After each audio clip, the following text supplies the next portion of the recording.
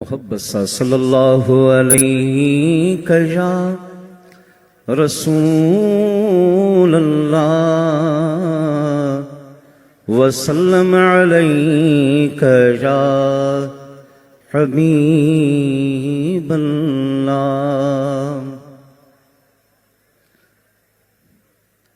केहड़ा गुण गायूं भलायूं था भायूं, केहड़ा गुण गायूं भलायूं था भायूं। हिन त चाली दौर अंदर आहे सारी दुनिया में, पहरियों न बलवयो सुहणो सजण साईं पीर मिली। जेको इहा ॻाल्हि सम्झे थो मोहब्बत सां सभई हथ मथे खणी ॿुधायो।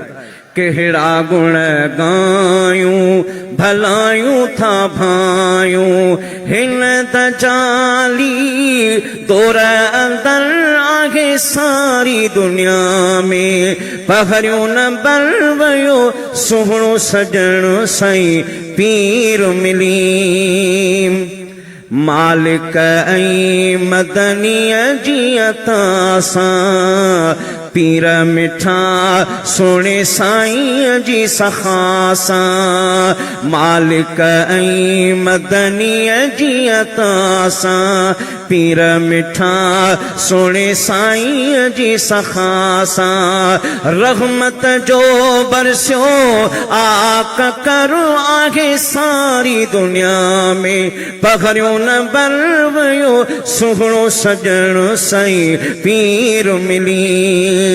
जहिड़ी सूरत तेहड़ी सीरत, इल्मो अकुल ऐं आला बसीरत। जहिड़ी सीरत तेहड़ी सूरत, इल्मो अकुल ऐं आला बसीरत। छाप जे हिते शम्सो कमर आहे सारी दुनिया में, पहरियों न बलवयो सुहणो सजण साईं पीर मिली।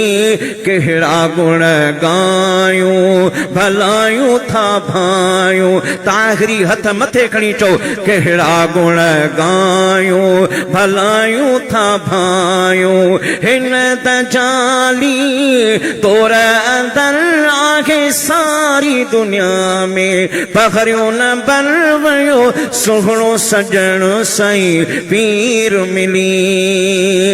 प्यारो पंजने पाकने जो सिखारे, हुब सुणे दस्तगीर जी ॾियारे। प्यारो पंजने पाकने जो सिखारे, हुब सुणे दस्तगीर जी ॾियारे। सोणी हदीस ऐं रब्बी अमर आहे सारी दुनिया में, पहरियों न बलवयो सुहणो सजण साईं पीर मिली। नाहे फ़कीर पुर पंध परे को, अची सजण सां भेट करे को।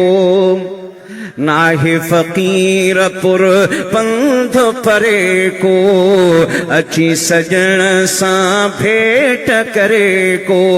पइजी वेंदी सभु साम्हूं ख़बर आहे सारी दुनिया में, पहरियों न बलवयो सुहणो सजण साईं पीर मिली।